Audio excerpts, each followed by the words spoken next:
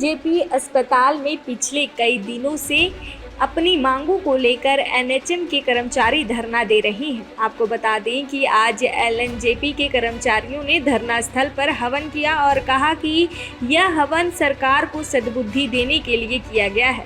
वहीं एलएनजेपी कर्मचारी यूनियन के प्रदेश सचिव कुलविंदर कौर ने पत्रकारों से बातचीत करते हुए कहा कि वे पिछले 8 दिनों से अपनी मांगों को लेकर धरना दे रहे हैं, लेकिन अभी तक सरकार ने उनकी मांगे नहीं मानी और ना ही सरकार उनकी मांगों पर कोई संज्ञान ले रही है। उन्होंने कहा कि सरकार को सद्बुद्धि देने के लिए आज उन्होंने हवन किया है और भगवान से प्रार्थना की है कि सरकार को सद्बुद्धि दे और उनकी मांगे माने।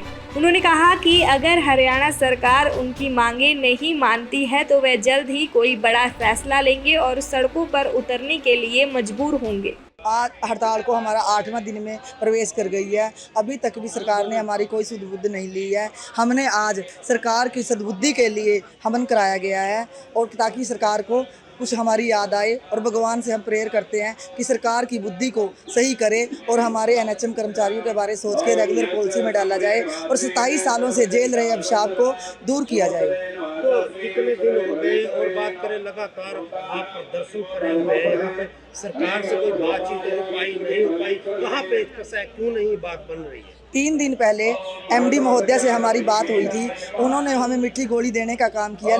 हमने जो लिखित में मांगा, लिखित में मान देने से उन्होंने बिल्कुल साफ इनकार कर दिया। 9 मांगों में से 3-4 छोटी छोटी मांगे हैं जो एमडी के लेवल की थी, वो उनको देने के लिए तैयार थे, पर हम लिखित में लेना चाहते थे जो वो मांग थी। तो उस मांग को लेके भी हम स्ट्राइक को एक्सटेंड करना चाहते थे, पर उन्होंने लिखित में हमें कुछ नहीं दिया, तो हमारी वार्ता विफल हो गई थी। तो बात करें जिस तरह से आपकी ड्यूटी ऑफिस में भी लगती है, एम्बुलेंस ड्राइवर भी है, एलटी भी है, कई तरह के आपके जो एनएच के अंदर एनएचएम के अंदर कर्मचारी काम करते हैं, तो कहीं ना कहीं अगर बात करें काम भी प्रभावित हो रहा है, तो उस तरह से किस तरह से देखते हैं? हम भी नहीं चाहते कि पब्लिक को नुकसान हो, पब्लिक का वो हो, कष्ट में आए। हम भी पब्लिक के साथ हैं, पर जब सरकार हमारे बच्चों के बारे में, हमारे बारे में नहीं सोच रही, 1998 से 27 सालों में अनुभव को देखते हुए सरकार ने हमारी तरफ नहीं देखा, तो हमारी भी ये मजबूरी बन गई है।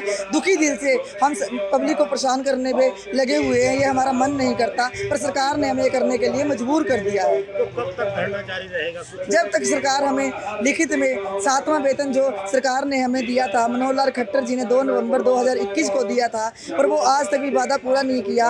और जो बाइला हमें जनवरी 2018 में इसी बीजेपी सरकार ने दिए थे, वो आज उनके अधिकारियों द्वारा, एफडी द्वारा हमारे बाइला छीनने का काम किया जा रहा है और तुगलकी फरमान का लेटर भी जारी किया गया है। जब तक हमारा तुगलकी फार्म वापस नहीं लेते, ये लेटर वापस नहीं लेते और हमारे बाइला को बचा के नहीं रखते, तो तब तक ये हड़ताल जारी रहेगी और रेगुलर पॉलिसी में तब तक नहीं लेते, ये हड़ताल जारी रहेगी, निश्चितकालीन का रूप धारण कर लेगी। आज हवन जारी है, हवन करवा रहे हैं। आज हम हरियाणा सरकार की सद्बुद्धि के लिए हवन कराया है।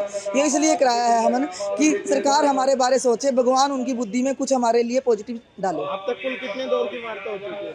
अभी हमारे साथ 3 दौर की वार्ता हो चुकी है। वो ये हड़ताल से पहले 2 बार खुल्लर साहब से मिले थे, एक बार एसीएस सुधीर राजपाल जी से मिले थे और एक बार एमडी महोदया जी से मिले हैं। दैनिक सवेरा के लिए कुरुक्षेत्र से विक्रम सिंह की रिपोर्ट।